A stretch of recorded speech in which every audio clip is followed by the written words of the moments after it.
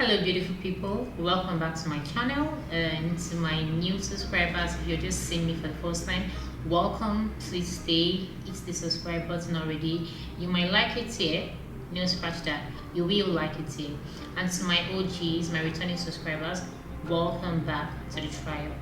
You guys are the real MVPs and I love you. So today I'll be sharing my templates for the year. I mean, it's a year of being intentional and leveling up properly. I urge and admonish that you stick to the end because the system might be the best thing that you need, more or less the most important. After the first video where I talked about highlighting my growth journey and step for the year, so I decided to share my game plan on how I intend to do this.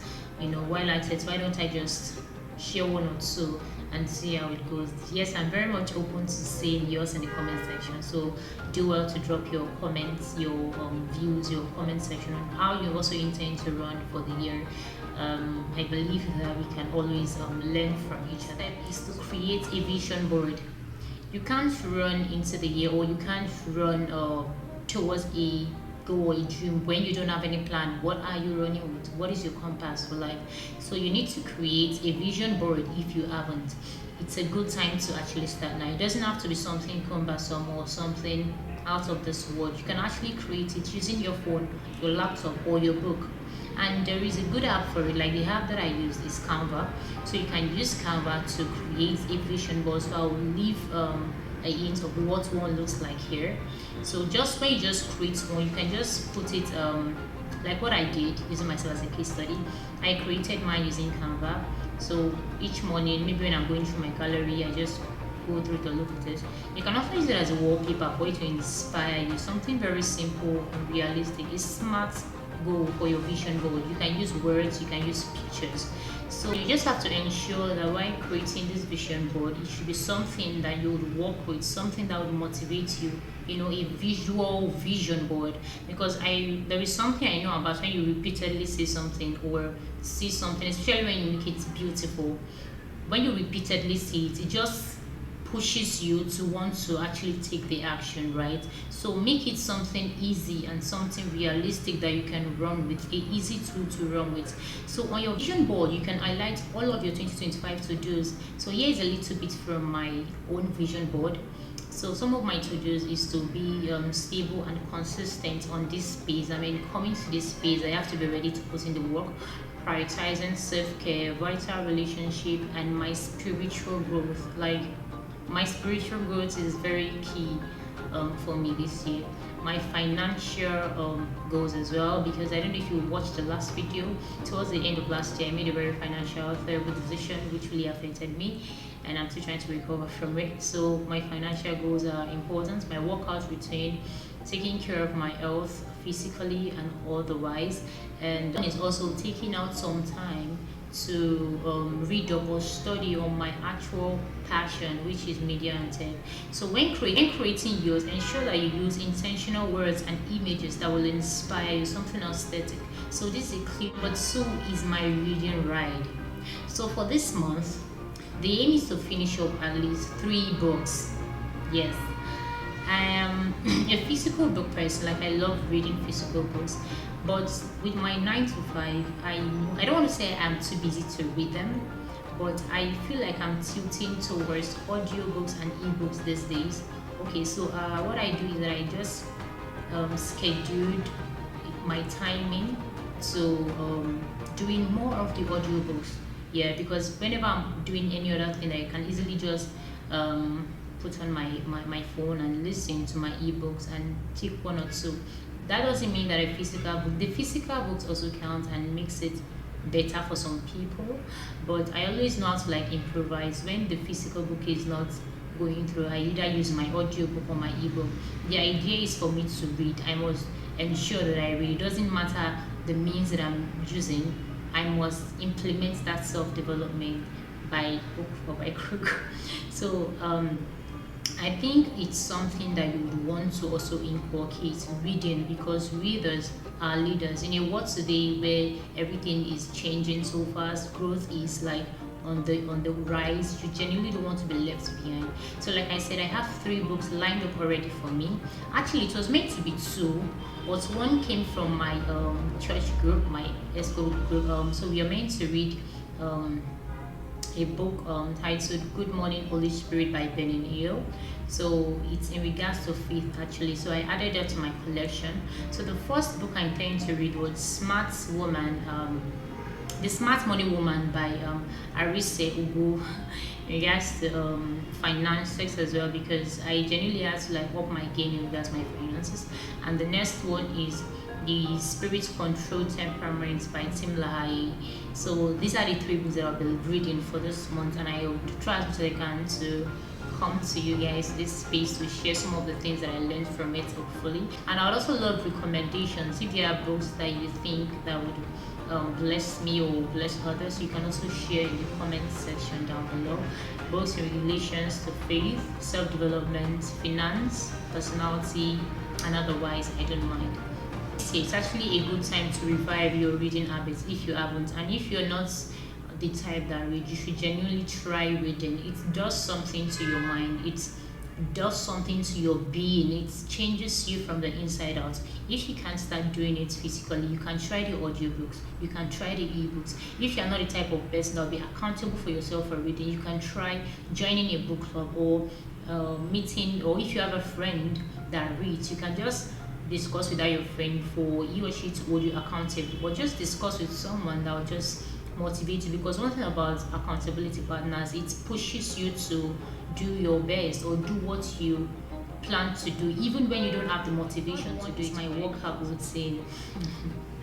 God help me.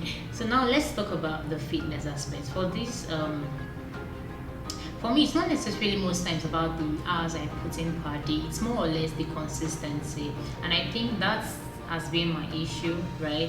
Consistency is the main deal, whether you're putting in 3 hours or 30 minutes per day. So if you can create a schedule, right, so that you can work with 30 minutes every day, maybe in the morning when you wake up or late at night when you want to sleep, 30 minutes. What matters is consistency. It can be maybe sitting up or doing a sit-up, a quick sit-up in your room. It could be taking a work or something. Just ensure that you have a consistent, feasible or realistic, workable workout routine. Because I don't know, but for most people that have this 9 to 5 office life, they rarely work out because they go out in the morning using a vehicle, sit all through at the office place and just go back. So it's kind of a sedentary lifestyle where you don't have time to like work out, to exercise your body. And people might not say this enough, but most times you can end up falling ill or being sick by not working out, by not actually moving your body that much. So I think it is something you need to improve. No matter how many minutes or how small you work out, what matters is being consistently actually doing something to move your body. It can be working, something as small as walking. It can be skipping. You can just get a skipping rope. Like I have always had a skipping rope, but I've never actually used it for a long time. So this year is my year of being intentional with everything. Most importantly, this workout thing, because I suffered a lot. I had a lot of muscle pulls. I suffered a lot of body aches and stuff last year, and I intend to do that. So in the morning when you wake up, when I wake up, a little sit up, 30 minutes, 20 minutes consistently every morning. If you can't do every morning, you can do before you sleep, or even do both, in the morning and before you sleep. I trust me, just try this for like 6 months and you see how it goes. I'm also trying this, so it's like a journey that we are taking together. So the fourth one is podcast and prayers. So I started this late last year. I've always been a podcast person, right? I've always loved listening and watching podcasts on what's it called now, YouTube. One of my favorites is a diary of a CEO, among others, right? So this year I just intended to like make it more intentional, to ensure that I will watch at least one or more podcasts before the week runs out. And I will not just pick anything and watch. It has to be intentional. Podcasts that are going to add to my growth, podcasts that are going to build me either financially, mentally, emotionally, spiritually, right? Not just a random podcast that comes my way. So ever since I started this podcast journey, it has really been the best for me, even though I've been doing it. But when I feel like when you become more intentional with things, there's usually a mindset shift, right?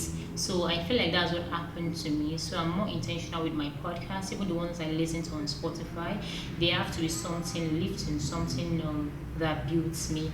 And also in regards to the prayers, I just can't emphasize it enough. Like at the end of this year, I dived down, right? So prayers has been my greatest succor. Like it has actually helped build me and lifted me in ways that I can't even explain. So my spiritual life right now is more or less on the top of my list. So my podcast also, which aside the fact that it called across self-development, I also listen to podcast that has to do with prayers, that inspire and motivate me to also help align my morning. And I think you should try that. Try listening to podcasts in the morning when you wake up after praying and maybe reading your Bible. There is something I do, Bible recap, right? And it also helps. So just try listening to help you build a relationship with God. I mean, in words today, you don't want to live life without having a relationship with God. I don't know how you guys do it, but I don't know how you're going to be living life in a world where you didn't create, in a world where you know nothing about. Instead of doing that, why don't you just align with the one that created the world, that has good plans for you and all of those good things? So prayers not only help with your life, it helps you have a good relationship with God and brings you this peace. Like being in a relationship with God has been the best for me. Seriously, genuinely making efforts to be in a relationship with God, to do what He desires, to get to know it more, to get to know His plans and goals for you, what He wants you to do, what He doesn't want you to do, and all of those things. Getting to know the mind of God. So the next step, the fifth step is social media detox. I feel like a lot of us know this, but a lot of us do not do it or do not actually pay attention to it. Social media detox, this is like a huge topic on its own, but it actually makes a lot of impact. I mean, in a world today where everybody is on the social media, the internet is the thing. A lot of people have this fear of missing out effect, this mofo effect. Everybody is online, everybody is pinging, everybody is chatting, everybody is on their phone and all of those things. Many people are losing touch of reality. They are losing touch of what's actually going on around them. Many people are being shaped by what they see online. Many people's mind are being influenced by what they see online. And in as much as the social media has a good effect, it also has its negative effects. And I feel like most times that negative bad part is being pronounced so well that it looks like the good part is being suppressed. And we might actually not want to believe this, but what you end up seeing more often might intentionally, directly start affecting your life. So I feel like in a world where it looks like the social media is dictating the life of many, you just have to like take some time to step back and actually touch grass. Yes, touch grass sometimes. Be in tune with the reality of like with nature and all of those things. Take some time off social media and actually clear your mind. Take some time off and actually get in tune with your environment. Get to spend more time with God. Get to spend more time with your goals. Yes, you can actually spend time with your goals, Get to build capacity more outside of the social media, and get to detox. Detox is like taking out, cleansing your mind from things that the social media might have injected in you without even knowing. I am not saying it's bad. I mean, I'm using the means right now. It's a good thing. But then again, make part of it, depending again on the platform you are and those that you are getting content from, can actually be on the negative. And the social media has a way of pushing all these negative narratives to consumers. So sometimes, even while doing this thing, even if social media is your means of work and any of those things, take some time off, like a break, like a leave of social media to actually realign. It's like fasting. It's like fasting. You fast from social media and come out better, because you genuinely don't want to be influenced. Because there was a time I was very into the Twitter world. I'm still on Twitter, but not as invested. So at a point, I realized that it was actually affecting me in some way. I became kind of aggressive because that Twitter world is very aggressive. Like the people there are some different type of species, seriously. So you might be on the social media feeling like, yeah, you're all that is not affecting. It is affecting you without you even knowing. So sometimes during the year, take some time off the social media and actually detox, take some time off and actually cleanse your mind and be more in tune with your environment and actually build capacity. One is intentional living. I said that. You know, all of these steps that I mentioned, the 5 steps I mentioned, won't be possible if you don't make the decision to actually be intentional with your life this year. Because there are a lot of motivational speakers out there, there are a lot of how-tos out there, I mean millions of them. But then again, all of this will make no sense or do nothing for you if you don't decide within yourself. Eventually, the onus lies on you to make the decision to actually be intentional with your life this year, to actually take the steps, to actually do these things that has been placed before you. All right. So as I reflect on my goals and desire for this year, I am reminded of the need to be intentional, and I genuinely can't afford to make the mistakes that I made last year. So it's like you'll be reminding yourself on a daily. That is why the first step is actually creating a vision board. So when you create this vision board, it is at your disposal, like a very obvious place where you can sit. So you intentionally remind yourself every day to be in tune with this what's it called now, with this vision board that you have created. It's like a compass. And one thing about compass, when you are not following the direction of the compass, you start going astray, you start missing your road. And trust me, you don't want to miss your road today. So you've gone so bad and you have to like come back, and it's a waste of time. So I feel like making it an intentional thing. So intentionally, emphasis on intentionally walking in line with this goal that you have highlighted. It is not going to be easy, trust me. There are some times that you become demotivated. There are sometimes you'll be tired. There are sometimes you look like you're not making progress. But trust me, you are making progress. It might not just be obvious to you, but you are making progress. Because I know by the end of this year, you're going to take stocks of your January, February to December. You realize that, oh, I've actually marked some strides, right? So what matters is the consistent step that you make, the consistent foot that you bring forward each day. Right? Because when you start slacking, then you start winning, you start going cold, you start losing, you start being demotivated, you start losing track of your path. So intentionally taking each step every day. Don't make it so overwhelming. Don't make it look like you want to achieve everything all at once. Take it step by step. The best idea, the best tip is to enjoy the process. When you enjoy the process, you won't even know when you get to your destination, because it's not always about the destination. I feel like that's where we get it wrong. It's also about the process. The process actually counts. The process makes it fun. Because imagine you get to the destination and you lost the joy of the process. You might get to the destination and become depressed, right? So enjoy the process. Build the capacity you're meant to build while going on this destination. Enjoy it and take all of the things you need to take for the destination. All right. So it's not necessarily a sprint, right? It's a marathon.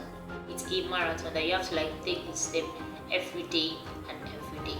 So this year I intend to be more present. Like I intend to be in my being.